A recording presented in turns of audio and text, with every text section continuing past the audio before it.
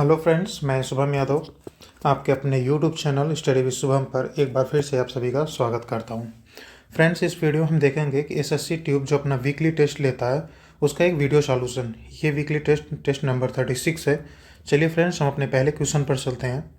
पहला क्वेश्चन हमसे कह रहा है कि 400 रुपये की एक राशि 2 वर्ष में साधारण ब्याज की दर से 448 रुपये हो जाती है, तो समान दर से कितने वर्षों में 550 रुपये की राशि 682 रुपये हो जाएगी।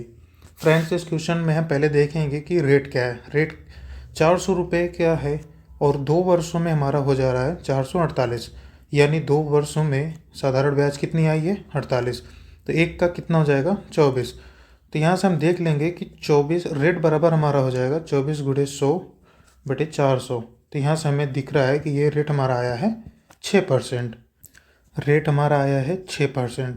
क्वेश्चन में आगे कह रहा है कि इसी रेट से 550 रुपये की राशि 682 रुपये कितने वर्षों में हो जाएगी। तो हम यहाँ से देखेंगे कि यहाँ से हमारा सिंपल इंटरेस्ट निकल कर आ रहा है 132 रुपये और हमें रेट पता है 6%। हमें पता करना है टाइम, तो टाइम इक्वल टू हो जाएगा सिंपल इंटरेस्ट इंटू 100 अपान प्रिंसिपल इंटू रेट। और हम यहाँ से देख सकते हैं ये 0 0 कैंसिल आउट हो जाएगा। 11 से हम जब यहाँ पे डिवाइड करेंगे तो ये 12 बार जाएगा और यहाँ पे 5 बार, और यहाँ से देखेंगे 2 और यहाँ से 3 और ये हमारा आ गया 4 वर्ष। ये हमारा आंसर है यहाँ पे 4। आप इसको कैलकुलेशन कर लीजिएगा। नेक्स्ट क्वेश्चन पर चलते हैं। नेक्स्ट क्वेश्चन में कह रहा है कि 5000 को किस छोटी से छोटी संख्या से विभाजित किया जाए कि वो एक पूर्ण वर्ग बन जाए। तो 500 का जब हम फैक्टर करेंगे तो यहाँ पे 5 की पावर 4 इंटू 2 की पावर 3 निकल कर आएगा। तो यहाँ से जब हम देखेंगे कि अगर हम 2 को कैंसिल आउट कर दें इसमें से, तो हमें यहाँ पे 5 की पावर 2 की पावर 2 और इंटू 2 की पावर 2 पता मिल जाएगा, मतलब 25 गुणे 2 यानी 50 का होल स्क्वायर। तो हमारा आंसर हो जाएगा 2। वैसे ही यहाँ पे आप इजीली देख भी सकते थे, 2 से डिवाइड करने पे 2500 निकल आ रहेगा और 2500 किसका हमारा है 50 का स्क्वायर है। नेक्स्ट क्वेश्चन पर चलते हैं। नेक्स्ट क्वेश्चन कह रहा है कि ए बी का रेशियो में दिया है, बी सी का रेशियो दिया है, सी डी का रेशियो दिया है और हमसे ए अनुपाते सी अनुपाते डी पूछा है। इस क्वेश्चन में कुछ है नहीं, आप ए बी और बी सी सी डी का सबका रेशियो हमें निकालना है। तो ए बी का हमें दिया है 2:5, बी सी का दिया है 4:3। तो इसमें बी कॉमन है तो बी सबको हम इक्वल कर देंगे। ऊपर के रेशियो में 4 का मल्टीपल कर देंगे और नीचे का 5 का मल्टीप्लाई कर देंगे। तो यहाँ पे आएगा 8:20, यहाँ पे आ जाएगा हमारा 15। और हम यहाँ से देखें हमारा ए और सी 8:15 है और हमारा 8:15 किसी भी में नहीं, सिर्फ इसमें मिल रहा है। अगर हम 2 से डिवाइड करेंगे तो ए और सी 8:15 मिल रहा है, तो हमारा ऑप्शन डी सही है। लेकिन फर्दर अगर हमें करना है तो हमें फिर से इसमें सी और डी का रेशियो जो हमें दिया है 2:1, तो 2 का मल्टीप्लाई इस रेशियो में और 15 का मल्टीप्लाई इसमें करेंगे तो 16:40:30:15 आ जाएगा। तो ए सी और डी का रेशियो हो जाएगा 16:30:15। नेक्स्ट क्वेश्चन पर चलते हैं। नेक्स्ट क्वेश्चन हमसे कह रहा है कि x + 1/x की वैल्यू में दिया है 17, तो हमसे x की पावर 4 + 1/x की पावर 2 अपान x² - 3x + 1 की वैल्यू हमसे पूछा है। इस एक्सप्रेशन में अगर हम ऊपर नीचे 2 x से डिवाइड कर दें तो हमारा यहाँ पे x की पावर 3 + 1/x की पावर 3, नीचे हमें मिल के आएगी x + 1/x और -3 हम उधर कर देंगे यहाँ पे। यहाँ से हमें क्वेश्चन से पता चला है कि यहाँ पे 17 है, तो यहाँ पे नीचे आ जाएगा 14 और ऊपर हमें इसका पता होना चाहिए। अगर हम देखें x + 1/x अगर इक्वल टू a दिया है तो हमसे x³ + 1/x³ की वैल्यू पूछता है, तो a³ - 3a, ये हमें अलजेब्रा में फार्मूला में पता होता है। ये शॉर्ट ट्रिक है फॉर्म निकालने का इस वैल्यू का, x³ + 1/x³ की। जब हम a³ - 3a का निकालेंगे तो यहाँ पे 17 का क्यूब माइनस 17 × 51 हो जाएगा। और हम 7 का यूनिट डिजिट लास्ट में देख लेंगे, यहाँ पे कितना आ रहा हमारा, यहाँ पे लास्ट डिजिट 3 आएगा और यहाँ पे लास्ट डिजिट हमारा 1 है। जब घट के आएगा तो हमारा लास्ट डिजिट हमारा 2 आएगा और यहाँ पे कुछ वैल्यू होगी और बटे 14। अब ऑप्शन पे जाते हैं, डी हमारा हो ही नहीं सकता, यहाँ पे बटे 9 है और हमारा बटे यहाँ पे 14 आएगा। 14 ये हमारा सी ऑप्शन इसलिए नहीं हो सकता, बटे 14 तो चलो ठीक है, पर यहाँ पे यूनिट डिजिट हमारा 2 है और यहाँ पे यूनिट डिजिट हमारा 5 आ रहा है। सी ऑप्शन बी ऑप्शन भी हमारा नहीं होगा। क्यों? क्योंकि यहाँ पे बटे 14 है और यहाँ पे अगर हम ऊपर नीचे 2 से मल्टीप्लाई कर देंगे तो यहाँ पे यूनिट डिजिट 0 हो जाएगा और बटे 14, लेकिन हमारा यूनिट डिजिट यहाँ पे 2 है, इसलिए हमारा ऑप्शन ए सही होगा। इसको हम यूनिट डिजिट से ही लगाएं, ज़्यादा सही है। पूरा वैल्यू निकाल कर कैंसिल आउट करने से कोई मतलब नहीं है। एग्ज़ाम में हमसे मेथड नहीं, हमसे आंसर पूछता है। नेक्स्ट क्वेश्चन पर चलते हैं। नेक्स्ट क्वेश्चन हमसे कह रहा है कि दी हुई आकृति में एक बड़े बिंदु P पर स्पर्श कर रहा है। तो एक छोटा वृत्त एक बड़े, यहाँ पे बड़े वृत्त लिखना चाहिए था, बड़े वृत्त पर बिंदु P पे स्पर्श कर रहा है। ये एक बड़ा वृत्त है और एक छोटा वृत्त है, यहाँ पे P पे स्पर्श कर रहा है। कह रहा है कि और उसका केंद्र O से गुजरता है। कह रहा है कि जो छोटा वृत्त है वो बड़े वृत्त के केंद्र O से गुजरता है, तो यहाँ पे ये O है। अब ये कह रहा है कि पी आर एक जीवा है, पी आर एक हम जीवा ले लिए जिसकी लंबाई हमें दिया है 34। हमसे पी एस की वैल्यू पूछा है, पी एस हमारा यहाँ पे है और हमें यहाँ पे दिया है कि पी क्यू एक हमारा बड़े वृत्त का व्यास है। बड़े वृत्त का जब व्यास है और यहाँ ये ओ से गुजर रहा है जो कि बड़े वृत्त की हमारी केंद्र भी है, तो इसका मतलब पी ओ छोटे वृत्त की व्यास हो जाएगी। छोटे वृत्त का व्यास है और यहाँ से अगर हम इसको मिला दें तो ये जो एंगल बनेगा 90 डिग्री, छोटे वृत्त में अर्धवृत्त में बना कोण 90 डिग्री हो गया। उसी तरीके से आर पे भी 90 डिग्री ही बनेगा क्योंकि ये बड़े वृत्त के अर्धवृत्त में बना कोण 90 डिग्री है। और हमें ये पता है कि पी ओ की लंबाई, जो कि ओ हमारे बड़े वृत्त का सेंटर है, तो पी ओ की लंबाई ओ क्यू के बराबर होगी। तो हम सिमिलरिटी से लगाएंगे तो हमारा पी एस इक्वल टू हो जाएगा एस आर और हमें पी आर दिया है 34, तो ये हमारा आधा आधा हो जाएगा, यानी आंसर हो जाएगा पी एस की वैल्यू 17। नेक्स्ट क्वेश्चन पर चलते हैं। नेक्स्ट क्वेश्चन कह रहा है कि एक वस्तु का अंकित मूल्य उसके क्रय मूल्य से 20% अधिक है। यदि वस्तु के अंकित मूल्य पर 5% की छूट दी जाए तो लाभ कितना प्रतिशत होगा? इसको हम a minus b minus a b upon 100 के फार्मूले से कर सकते हैं। यहाँ पे 20 माइनस 5 माइनस 20 गुणे 5 हो जाएगा 100 बटे 100 करेंगे तो यहाँ पे 1 आएगा कट के, और 20 में से जब हम 6 घटाएंगे तो यहाँ पे हमारा आंसर 14% आ जाएगा। इसको बाय मेथड ऐसे देखेंगे। बाय मेथड लगाने का तरीका ये, मान लेते हैं कि CP हम 100 रुपये हैं, तो MRP कितनी हो जाएगी? MRP हमारी हो जाएगी 120 रुपये, और MRP पे जब डिस्काउंट दिया जाता तो वो हमारा SP बन के आता। तो डिस्काउंट कितना दिया गया हमारा? 5%, यानी MRP का जो CP होगा 19/20 होगा। ये हमारा हो जाएगा 114, 19 छक्का 114, यहाँ से कट जाएगा 20 से 120 6 बार। और हम देखेंगे CP SP से, मतलब SP CP से 14 ज़्यादा है और 100 पे, तो ये हमारा हो जाएगा 14%। गुणे 100 कर देंगे तो 14% निकल कर आएगा। आंसर हमारा है 14%, राइट आंसर। नेक्स्ट क्वेश्चन पर चलते हैं। नेक्स्ट क्वेश्चन हमें एक अलजेब्रिक एक्सप्रेशन दिया है। यहाँ पे हम देखेंगे, यहाँ पे हमसे वैल्यू पूछा है, तो इसको हम जब सॉल्व करेंगे, ये डिवाइड का है तो ये मल्टीपल में मल्टीप्लाई हो जाएगा और ये वैल्यू ऊपर चली जाएगी और ऊपर वाले नीचे आ जाएगी। तो हम यहाँ से देखेंगे 1 + x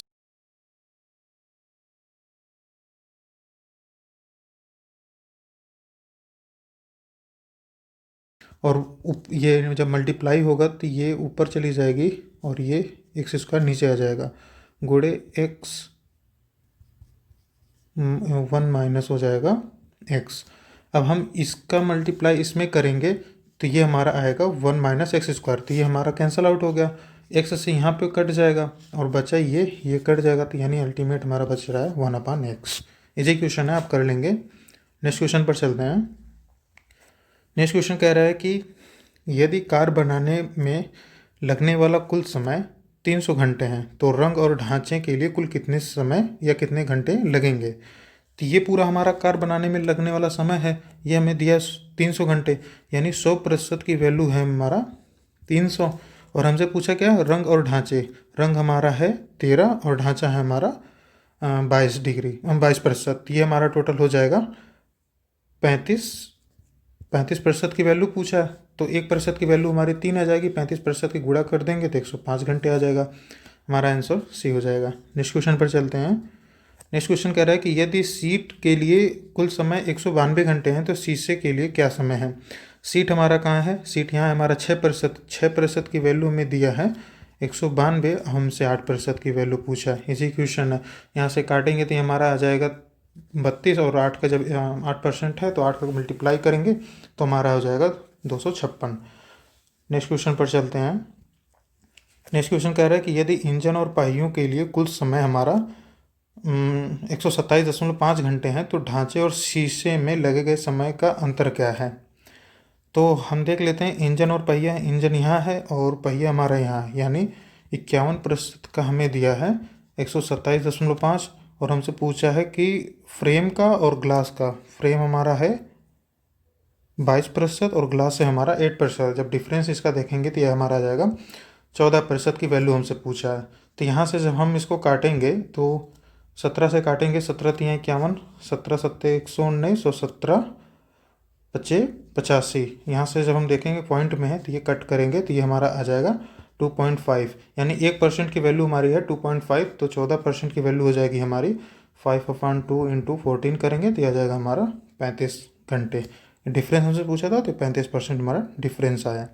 नेक्स्ट क्वेश्चन पर चलते हैं। नेक्स्ट क्वेश्चन हमसे कह रहा है कि कुल समय का 15% गुणवत्ता परीक्षण में लगाया जाता है तथा यह समय बाकी सभी प्रक्रियाओं के समय में से बराबर लिया जाता है, तो गद्दी और शीशे यानी सीट और ग्लास के कुल समय का नया वृत्तखंड कोण क्या होगा।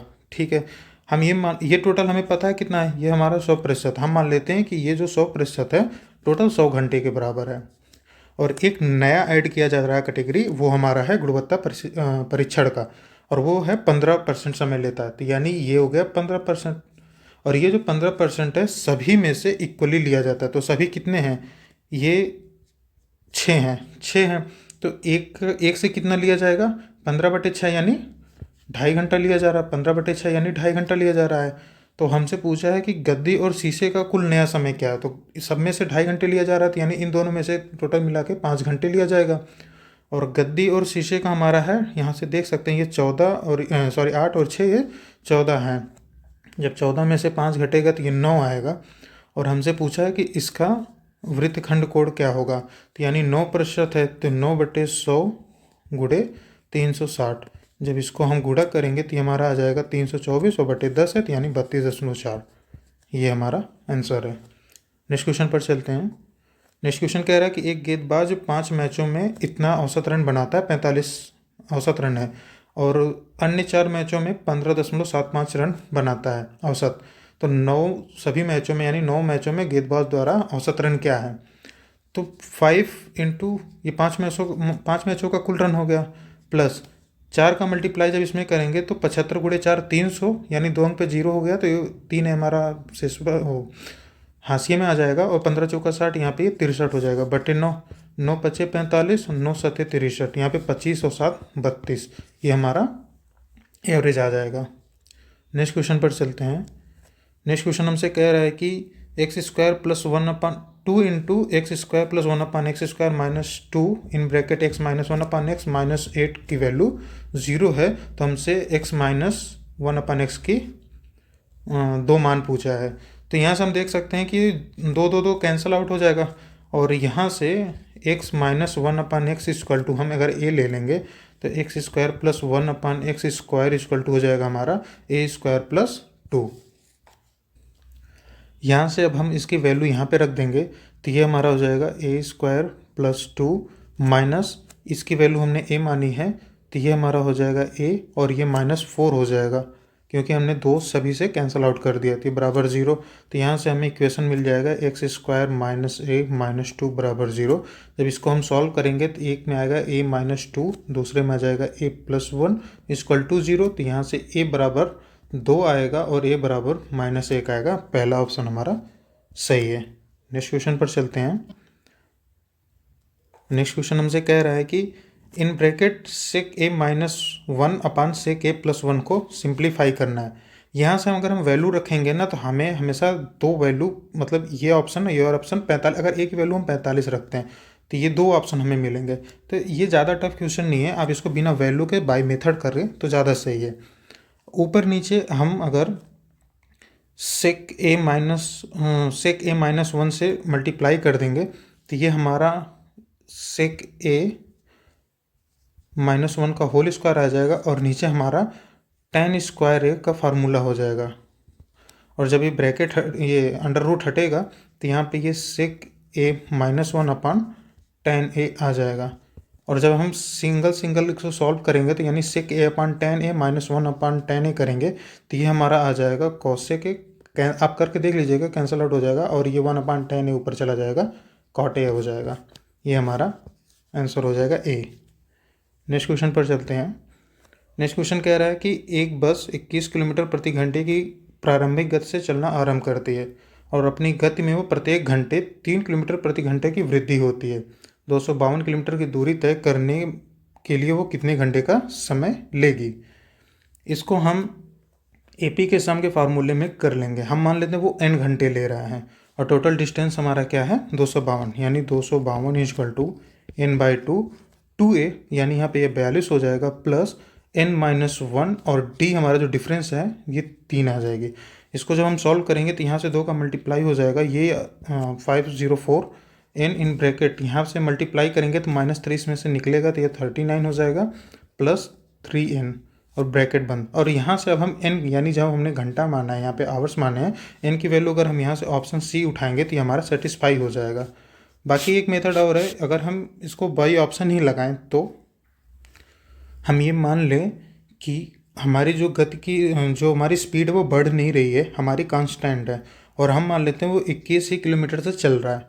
अब ऑप्शन से हम देखते हैं, हम चलिए ऑप्शन पहला ए ले लेते हैं 3, तो 3 घंटे में चली गई दूरी कितनी हो जाएगी 63 हो जाएगी। और 63 हो गई और फिर हमारा कह रहा है कि अब इस पे आ जाते हैं कि वो जो 3 किलोमीटर प्रति घंटे बढ़ रहा है तो पहले तो 0 बढ़ेगा, फिर 3 जाएगा, फिर अगले वाले में 6, तो ये टोटल कंबाइन होके कभी ये इतना नहीं दे सकता 252। इसी तरीके से 5 वाला भी है, ये इतना नहीं जाएगा। अब हम 10 पे आते हैं, 10 वाले को लेते हैं तो 21 किलोमीटर का कांस्टेंट स्पीड रखते हैं, हम कोई स्पीड नहीं बढ़ाते हैं, तो ये 10 घंटे में टोटल कितनी चली जाएगी 210 किलोमीटर। अब यहाँ क्वेश्चन के हिसाब से क्या कह रहा है कि 3 किलोमीटर प्रति घंटे की वो स्पीड बढ़ा रहा है हर एक घंटे में, तो पहले में तो 0 रहेगा, दूसरे में 3 जाएगा, फिर 6 9 ऐसे करते करते 9वें घंटे में ये 24 किलोमीटर प्रति घंटे चला जाएगा। जब हम इसका एक n नेचुरल नंबर का फार्मूला लगाएंगे जिसमें हमारा n हो जाएगा सम हो जाएगा हमारा n नेचुरल नंबर का, तो यहाँ n/2 फर्स्ट एंड लास्ट हमें पता है, जब इसको हम ऐड करेंगे तो हमारा 27 और यहाँ पे हमें n की वैल्यू 10 पता है, जब इसमें 5 करेंगे तो ये हमारा वैल्यू जा रहा है 135 और इसमें जोड़ेंगे तो ये इससे कहीं ज़्यादा है। तो जब हम इसी तरीके से जब हम 8 पे सेटिस्फाई करेंगे तो हमारी वैल्यू एग्जैक्ट निकल कर आएगी। 8 पे देख लेते हैं हम, 8 पे अगर हम ले जाएंगे तो 21 गुणे 8 करेंगे, अगर हम मान लेते हैं कि सभी समय वो इस कांस्टेंट स्पीड से चल रही है, नियत स्पीड से, तो कितना हो जाएगा 168 किलोमीटर चला जाएगा। और बाकी सब में जो 8 घंटे में वो 3 किलोमीटर प्रति घंटा बढ़ा रहा है, यानी पहले में 0 बढ़ेगा, 3 बढ़ेगा, 6, इसी तरीके से जब 8वां घंटा आएगा तो वो 21 किलोमीटर की स्पीड बढ़ा लेगा। और जब हम इसको जोड़ेंगे तो ये हमारा आ जाएगा 7/2, यहाँ से इसको जब जोड़ेंगे तो ये हमारा आ जाएगा 24, 12 आ जाएगा, 12 सत्ते 84, और जब हम इसमें 84 ऐड करेंगे तो ये हमारा आ जाएगा 252 किलोमीटर। मैं 10 वाले में n की वैल्यू 10 ले लिया था, वहाँ पे हमारा 9 होगा, आप इसको करेक्ट कर लीजिएगा। 10 वाले जब हम ऑप्शन में 10 वाले में ले रहे थे, क्योंकि पहली वैल्यू तो 0, बाकी सब 9 वैल्यू बची है, तो 9 वैल्यू को 9/2 रखेंगे, मैंने वहाँ पे 10 रख दिया था, करेक्ट कर लीजिएगा। नेक्स्ट क्वेश्चन पर चलते हैं। नेक्स्ट क्वेश्चन हमसे कह रहा है कि cosec की पावर 6 है माइनस कॉट की पावर 6 है -3 cosec स्क्वायर है और कॉट स्क्वायर एक का मान बताना है। अगर आप a + b का होल क्यूब की वैल्यू या फार्मूला आप जानते होंगे तो आप इस क्वेश्चन को आसानी से कर सकते हैं। ये होगा हमारा यहाँ पे माइनस कर लीजिए, a³ - b³ -3ab और एक ब्रैकेट में हमारा हो जाएगा a - b। ये सेम इसी पे है जहाँ पे हमारा a³ की वैल्यू हमारा यहाँ पे है कोसेक की पावर ए की वैल्यू जो हमारी यहाँ पे है कोसेक की पावर 2a और बी की वैल्यू हमारी यहाँ पे है कॉट की पावर 2a। जब हम इसको इसमें रखेंगे तो ये हमारा cosec square a minus cot square a आ जाता है, जिसकी वैल्यू हमारी a होती है, 1 होती है। तो यहाँ से हमारी 1 आ जाएगी और ये एक्सप्रेशन सेम यहाँ पे दिया है और बाकी ये हमारा 1 आ जाएगा इसके cosec square a minus cot square a से, ये हमारे 1 आ जाएगा और ये इक्वल टू हमारा 1 आंसर हो जाएगा। इसी क्वेश्चन है, फार्मूला बेस्ड था, आप कर ले जाएंगे। नेक्स्ट क्वेश्चन पर चलते हैं। नेक्स्ट क्वेश्चन में कह रहा है कि एक बेलन की त्रिज्या है 25% की वृद्धि की जाती है, तो उसकी ऊंचाई में कितनी प्रतिशत की कमी की जाए कि बेलन का आयतन समान रहे।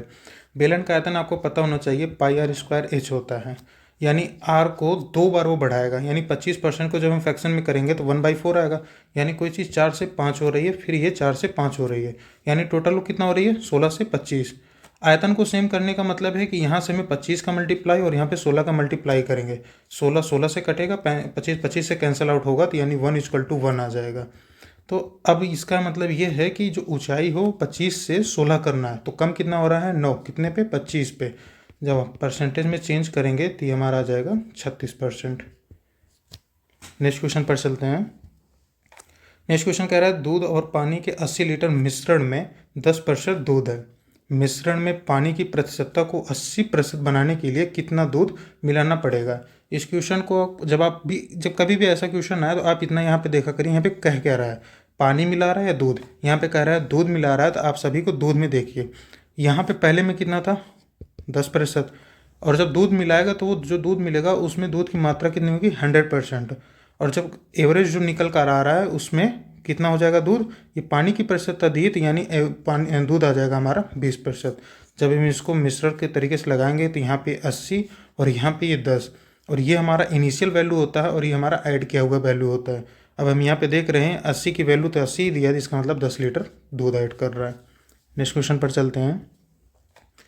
नेक्स्ट क्वेश्चन में हमसे कह रहा है कि दी हुई आकृति में ABC एक त्रिभुज है जिसमें AB की वैल्यू 10 है, AB की वैल्यू 10 है, AC की वैल्यू हमें दिया है 6 और AE की वैल्यू दिया है जो कि परपेंडिकुलर शीर्ष लंब है A से, उसकी वैल्यू हमें दिया है 4। तो AD के वाह्य व्यास है, AD एक वाह्य व्यास है, यानी ये एक्सटर्नल सर्कल का एक डायमीटर है। तो हमसे पूछा है कि एक्सटर्नल सर्कल का रेडियस क्या होगा। तो रेडियस हमारा होता है साइड यानी ABC का मल्टीपल अपॉन 4 इंटू डेल्टा यानी त्रिभुज का एरिया। अब यहाँ से हम देख सकते हैं कि AB हमें दिया है, AB की वैल्यू हमारी कितनी है, यानी A की वैल्यू हमारी है यहाँ पे 10, B की वैल्यू हमारी यहाँ पे है, अगर हम AC मान ले B है तो यहाँ पे 6 हो गया, और C हमारी जो BC है, BC को निकालने का तरीका क्या होगा, इस त्रिभुज को आप ध्यान से देखिए, ABC में ABC का एरिया इक्वल टू एरिया हम कर लेंगे, तो यहाँ पे अर्धवृत्त में बना कोण A पे 90 डिग्री बनेगा, तो यानी 1/2 इंटू AB हमारा कितने हैं यहाँ पे 10 और 20 AC हमारा कितना है 6, ये बराबर हो जाएगा 1/2। BC की वैल्यू में फाइंड आउट करनी है तो x, और यहाँ पे परपेंडिकुलर AE की वैल्यू हमें दिया है 4, तो यहाँ से जब हम सॉल्व करेंगे तो ये हमारा आ जाएगा x बराबर 15।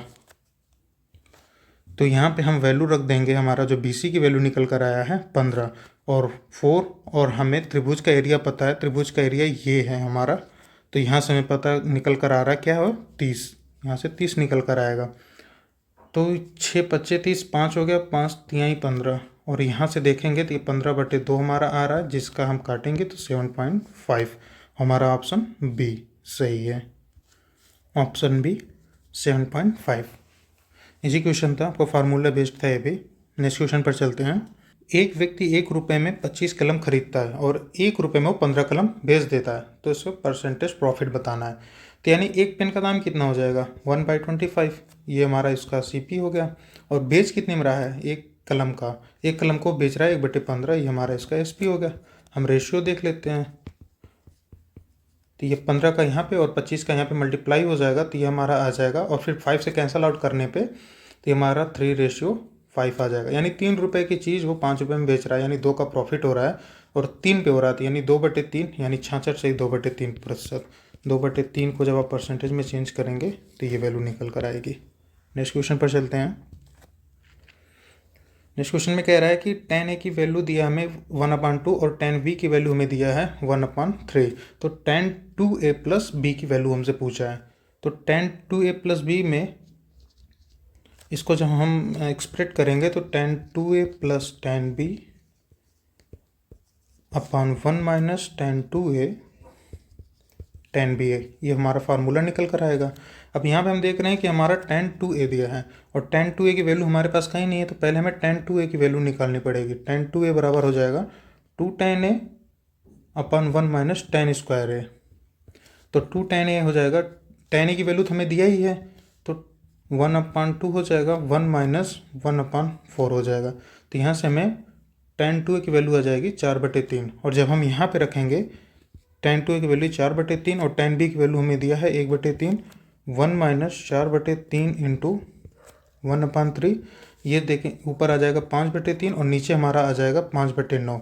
जब ऊपर जाएगा तो यहाँ पे 9/5 का मल्टीप्लाई हो जाएगा, 5 5 कैंसिल आउट हो जाएगा, 3 से 9 3 टाइम्स आएगा और आंसर हमारा बी हो जाएगा।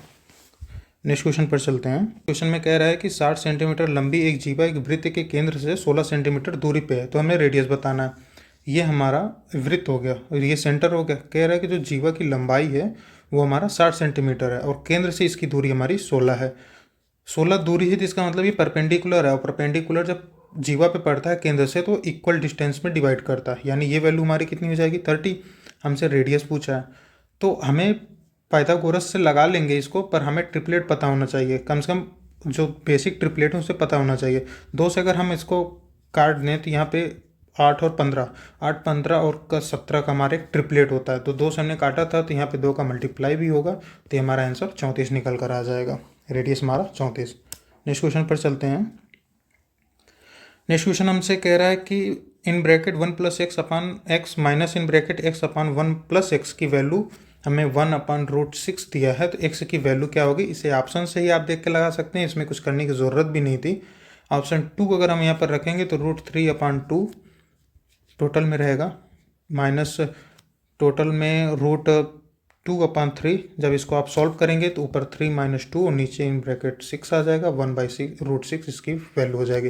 भाई ऑप्शन ज़्यादा आसान है, आप इसको कर सकते हैं। मेथड भी इसमें कुछ नहीं है, आप इसका एलसीएम लेंगे तो ऊपर 1 प्लस एक्स माइनस यहाँ पे एक्स और यहाँ पे एक्स 1 प्लस एक्स आ जाएगा और यहाँ पे √6, ये कैंसिल हो जाएगा और यहाँ से √6 बराबर हो जाएगा हमारा, दोनों साइड का स्क्वायर कर देंगे तो ये हमारा 6x + x², ये हमारा एक द्विघात समीकरण हो जाएगा। आप इसको सॉल्व कर लेंगे तो x की वैल्यू यहाँ से 2 निकल कर आ जाएगी। नेक्स्ट क्वेश्चन पर चलते हैं। नेक्स्ट क्वेश्चन में कह रहा है कि ABC एक त्रिभुज है जिसमें ए की जो डिग्री दिया है वो हमारा 90 डिग्री पे कह रहा, ये हमारा BC हो गया और AD BC पर एक लंब खींचा गया, यहाँ पे परपेंडिकुलर D जिसको कट कर रहा है BC पे। BD की वैल्यू हमें दिया है 7 और CD की वैल्यू दिया है हमें 28, तो हमसे AD की वैल्यू पूछा है। हमें पता होना चाहिए AD² होता है BD × DC, और जब हम BD की वैल्यू 7 और इसकी 28 रखेंगे तो इसको हम जब फिर से फैक्टर कर देंगे तो यहाँ पे 7 × 4 हो जाएगा, तो AD बराबर हमारा हो जाएगा 7 × 2 यानी 14। AD की वैल्यू हमारी हो जाएगी 14। नेक्स्ट क्वेश्चन पर चलते हैं। नेक्स्ट क्वेश्चन हमसे कह रहा है कि A किसी कार्य को 8 दिन में कर सकता है, B उसी को 10 दिन में कर देगा, C उसको 12 दिन में कर सकता है और तीनों के लिए उसने 7400 रुपये दिए हैं, तो हमें B का हिस्सा बताना है। A हमारा काम कर रहा है 8 दिन में, B कर रहा है 10 दिन में और C कर रहा है 12 दिन में। LCM हमारा हो जाएगा 120, 8 से ये 15 बढ़ जाएगा, ये 12 बढ़ जाएगा और ये हमारा 10 बढ़ जाएगा। जब सभी एक साथ काम को समाप्त करते हैं मिलकर, तो जो उनका इनकम जो डिवाइड होगा उनकी इफ़िशियंसी के रेशियो में ही डिवाइड होता है। अगर किसी ने कुछ दिन पहले, किसी ने कुछ दिन बाद ऐसे क्वेश्चन में आए काम को समाप्त कर रहा है, तो उनके वर्क को हम पूरा टोटल निकालेंगे, तो वर्ग के हिसाब से वो जो पैसा होता है वो डिवाइड होता है। तब हम यहाँ पे देखेंगे इनको सबको जोड़ने पे हमारा 37 आ रहा है और 37 की वैल्यू हमें दिया है 7400, यानी एक की वैल्यू आ जाएगी हमारी 200।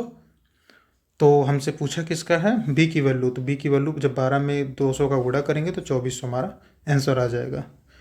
फ्रेंड्स ये लास्ट क्वेश्चन था, SSC ट्यूब का ये वीकली टेस्ट था, कुछ ज़्यादा टफ नहीं था, आप इसे ईजिली 20 मिनट में भी टोटल पूरा क्वेश्चन कर सकते हैं। आई होप आपको अच्छा लगा होगा ये वीडियो पसंद आया तो लाइक करिएगा, सब्सक्राइब करना ज़रूर और बेल आइकन को प्रेस करके रखिए ताकि मेरा कोई भी नया वीडियो आए आपको उसकी नोटिफिकेशन मिल जाए। अपने फ्रेंड्स से शेयर ज़रूर करें और इस वीडियो को अंत तक देखने के लिए धन्यवाद। फिर मिलते हैं किसी और वीडियो में, तब तक के लिए जय हिंद दोस्तों।